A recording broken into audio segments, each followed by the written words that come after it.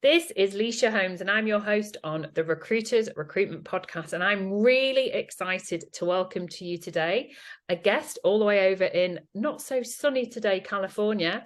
This is Daphne Gomez, and she is the founder and CEO and also podcast of Teacher Career Coach. Welcome to you today, Daphne. How are you? I'm great, Leisha. Thank you so much for having me on. You're very welcome indeed. I am so excited about what we're going to talk about today because I know it's something that you have built a career around and you're really passionate, and we've been talking loads off camera.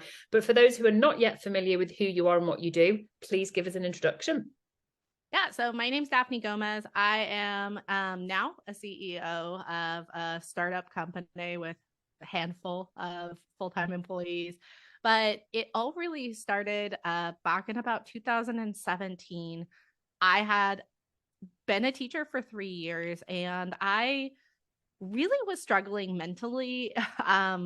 Towards the end of that last school year, I just realized I have to do something else. I don't know what it's going to be. I put a lot of time and energy and effort towards getting all the degrees and certifications. I had a master's in curriculum and instruction. But I'm at a breaking point, and this just isn't the right career choice for me. I changed school districts because I thought that a change in work environment was really going to help me. And just kind of evaluating what are my next steps, what are my processes. And I was able to, within a few months, land a really amazing opportunity at a Fortune 500 company here in the States. I was a professional development speaker. It was called an educational consultant, but one of those like vague job titles that just means a mishmash of everything. And what my job there was to do was to speak at national education conferences, go into school sites, and just be like a free support system and training resource for the school districts that this company was partnering with, and also speak on behalf of them at conferences. And what I realized during that time was that I would have teachers come up and whisper to me at the end, "Hey, you said you're a former teacher. How did you get this job?" And Wow. I knew I felt totally alone in my own transition, because when I was having basically, a mental breakdown at the very end of that school year, I was I was telling my coworkers I was planning on leaving, and many people's responses back then were, "You can't leave. You're a good teacher. Oh, Wow. you can't leave this career. You're such a good teacher. What would the kids do?"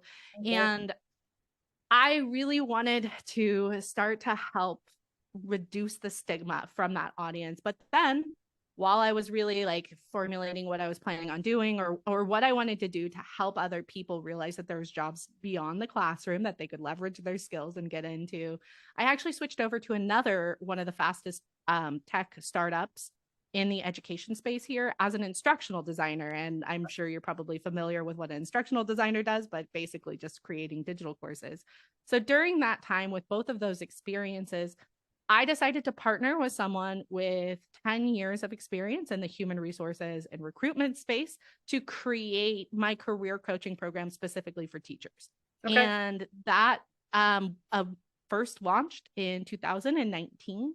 And now that is my full-time thing, is just helping teachers understand how they can leave the classroom. And so I guess that's probably a pretty thorough. It's a very thorough, and thank you for sharing, your own personal vulnerability and story there. I think that there'll be lots of people that will, really, I guess it will resonate with them, whether they've come from a teaching background or not. I think it's very brave of you to share that with us, but I think it makes it a very human part of the journey, and how inspiring that you've created a business around your own personal experience. So I think the reason this is going to be of interest to our listeners is that we take people on a career transition. That's what we do, whether we're placing chefs, teachers, engineers, software developers, recruiters, lorry drivers, it doesn't matter, but we're taking people on a career journey. But I think specifically, I want to really think about something that we talked about, I think quite significantly off camera, is about understanding how to get somebody to realize what their transferable skills are. So when you're speaking to, and definitely talk about it in a teacher context, we get a lot of recruiters, a lot of ex-teachers who become recruiters, by the way, and they make exceptional recruiters, but we can talk about that in a minute. How does somebody who is on a career transition understand what's transferable and maybe what's not? So from my perspective, I do a lot of work with both ends. I work with the career transitioners, and then I also, as the CEO of the company, actually partner with the hiring managers, sometimes the CEOs or founders of different startups, and the head of recruitment for different companies to help them match with this talent pool. So obviously it's going to be different for whatever job it is. If it's a sales position or a customer success position or a training and development position, those are going to be three very different skill sets that they're looking for. And that's what I really kind of go from the back end and start to talk to my career transitioners of, you want to do a brain dump of all of the amazing things that you did in the classroom. And specifically for teachers, where I think they struggle the most is they're so focused on everything that happens inside those classroom hours with students. They differentiated assignments, they had classroom management skills, they learned specific standards, or they taught a specific way. In the States, we have like Common Core standards or specific standards within our states as well. And so those are certifications, different sorts of professional development that they had to do. And that's what you'll often see really reflected on their resume, their first iteration of it. And what I tell them to do is start to think of every time they trained adults, whether it's parents, whether it's other teachers, because those are the things that hiring managers and recruiters are often a little bit more inclined to take as transferable skills, because they're nervous when you're saying, I taught a group of 6-year-olds math.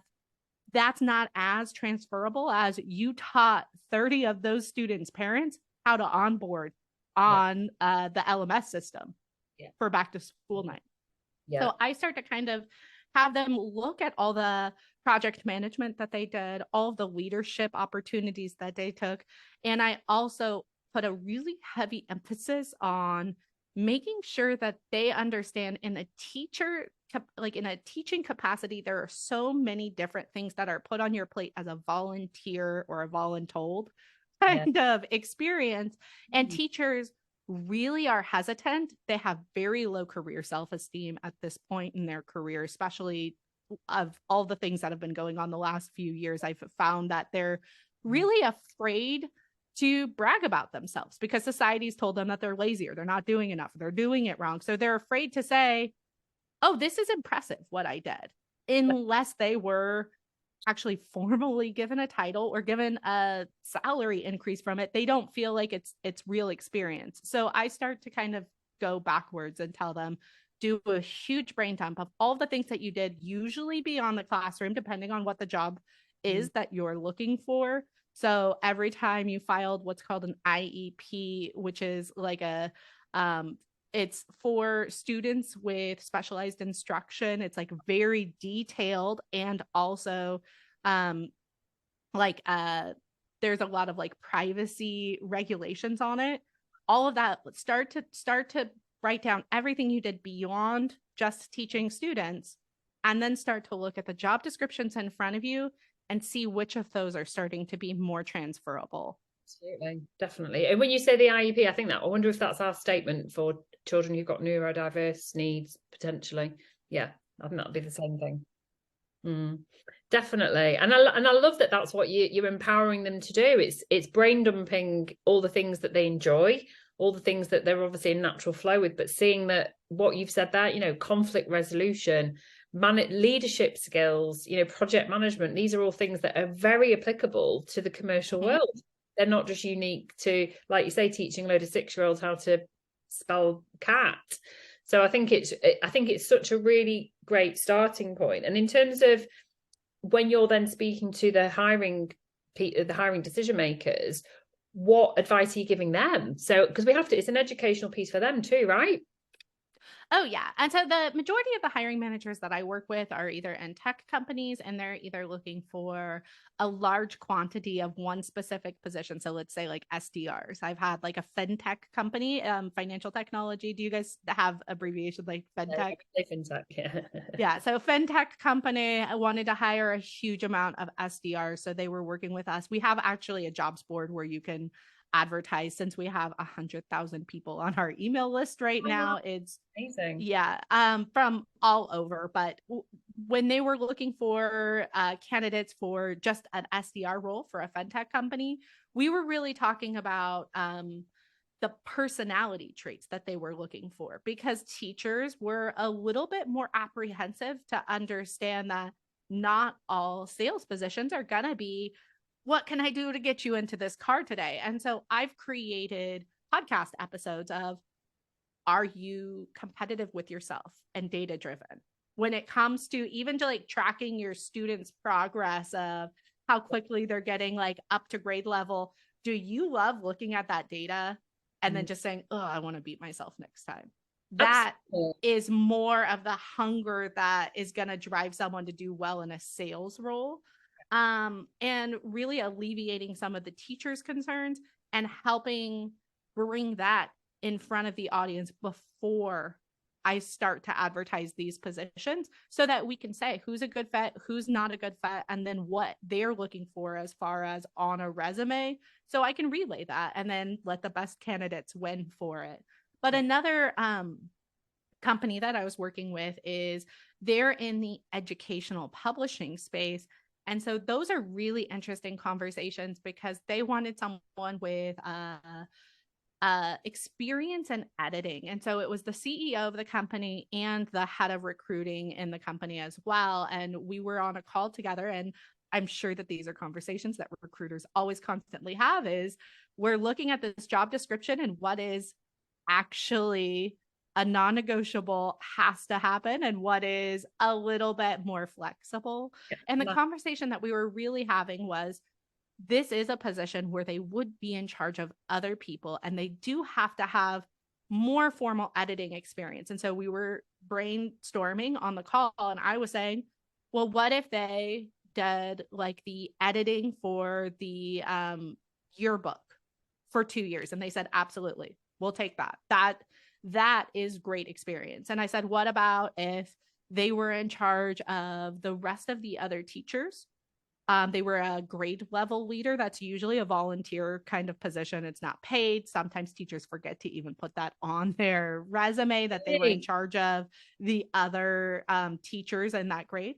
But what if they were in charge of those teachers, were creating resources, and then they were the eyes on those resources and edited it so that all of them were able to share the resources at the end of the year? They said, absolutely.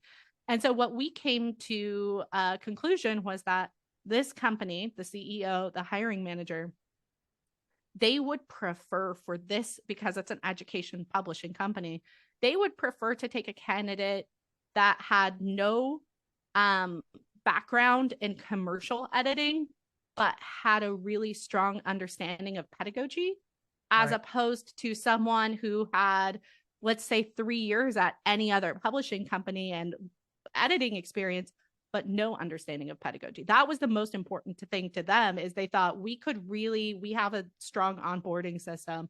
We have a strong team. And as long as they come in with this professional experience and are able to sell themselves, we are open to someone with less formal experience, because we understand that they have a strong subject matter expertise in this exact subject. And that's going to be more valuable. Of course, it's going to be more valuable, and it's going to be a better transition for the candidate as well, which ultimately the most important thing too. That's really interesting. When you're engaging with people who are looking to transition, what are your red flags in terms of whether somebody should stay within the sector or not? Because there must be some people that you think you're just, like you say, it could be, I think we talked about this off camera, it could be external factors, it could be relationship issues, it could be health issues, it could be mental health issues. What would you say those red flags are that maybe recruiters need to listen out for when they're talking to a potential candidate about career transitioning? It's such a hard question to answer, because the first thing is that, like, you can be the happiest teacher or project manager or account executive in the world. You could be amazing at your job. You still deserve to be able to change careers. So I never want to gauge it just on, oh, you sound like a happy teacher, so you should stay, because you're allowed to change careers. You're allowed to want change. You're allowed to want a higher salary or a different type of work schedule, or just the excitement of changing something else. But some of the things that I have heard on my end, where I ask qualifying questions, is if a teacher is talking to me, and in the States, we have like a pension system for teachers, their retirement. And depending on how much time they have left and their level of burnout, that's one thing that I like to say up front. Okay, you are going to retire in 2 years. So if you left this year, that's going to cut into your retirement a lot more than someone who's 20 years away from retirement. It doesn't really impact it. When I left teaching, I was terrified to leave my pension. I was like, wow, I can't believe I'm going to leave this thing that everyone had built up to be such a great deal. And then when I calculated it, it was easy for me to even just take the money that I'd invested into it, put it somewhere else, and it was going to equal out. It doesn't make as much sense. It wasn't enough to stay. Yeah, but those closer to the end of their retirement, obviously, I'm usually not the first person that teaches them about that. That's one of the biggest questions they have. But if their doctor or their therapist or someone else is telling them the longer you stay in this, the more years it's shaving off of your life, I never want that to be the qualifier. But I go for age, and then I start to like listen for clues of happiness. So if you're younger and you've only been in the career for 1 or 2 years, my first suggestion is always to think of, if you love the person that you work for and you love the majority of your colleagues, like you really do feel like at home in this place, it might honestly be a change in grade level. Because, students that are in the first grade and students that are in the 6th grade are completely different classroom management strategies. And that might be a little bit of the change that you need, because it's always going to be easier to stay in a career versus a complete career transition.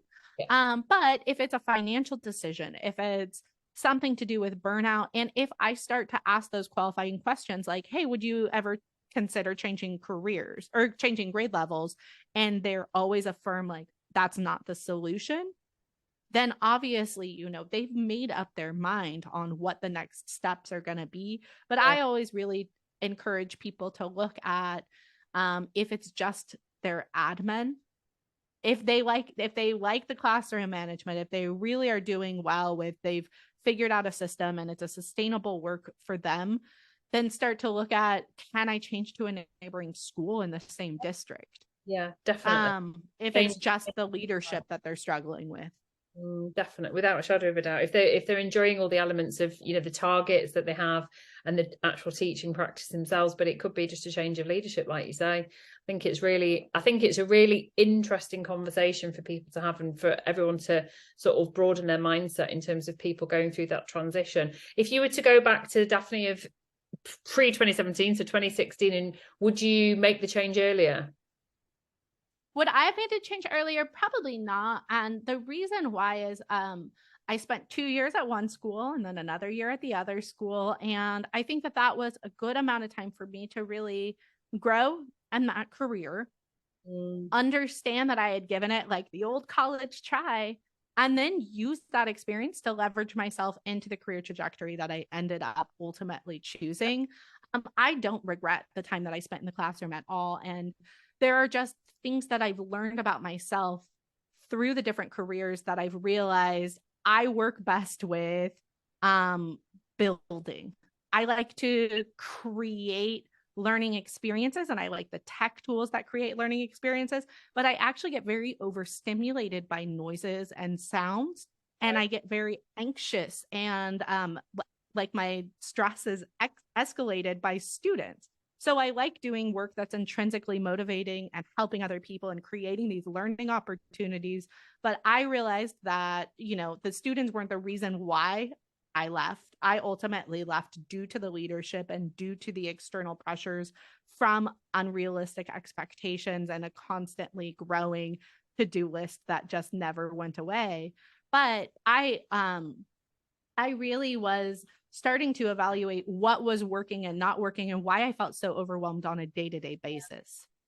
Yeah, no, I understand that. And thank you for sharing that with us. I mean, you've been very open and insightful. So as we throw ourselves through 2023, it seems to go very, very quickly. I have to say, what's in store for Teacher Career Coach, both from the business and from the podcast point of view? What have you got in store? Oh, wow. Yeah. So we're continuing to share interviews with former teachers. That's what our main focus on the Teacher Career Coach podcast is I share career coaching advice for our audience. And then we have some really great teachers coming up that landed roles, instructional design, but at the Forest Service. So it was a former science teacher who took that, her knowledge of science and her passion for creating learning experiences, and now is instructional design for helping people with like forest fire prevention, I believe was her goal. There's project managers. I actually did an interview with a former teacher who's a recruiter. And so just really excited to continue to open up people's eyes to the possibilities and help really reduce the limiting beliefs that they have that it's not possible for them if it's what they truly want. Yeah, no, I totally agree. Well, anybody that can do that and remove people's imposter syndrome, there'll be plenty of people listening to this, Daphne, who have had careers in teaching. I've interviewed and placed many teachers who've become exceptional recruiters, and that's down to persuasive skills. It's down to superb project management skills and being creative. And, ultimately I want people to start to think a bit more creatively about themselves when they're listening to this podcast. Now, you are not just your job, you can be so many more things. So I applaud people like you. It's been an absolute pleasure, and I hope you get to enjoy the Californian sunshine when we finish this podcast. But we really appreciate you joining us on the Recruiters Recruitment Podcast. Thank you so much for having me.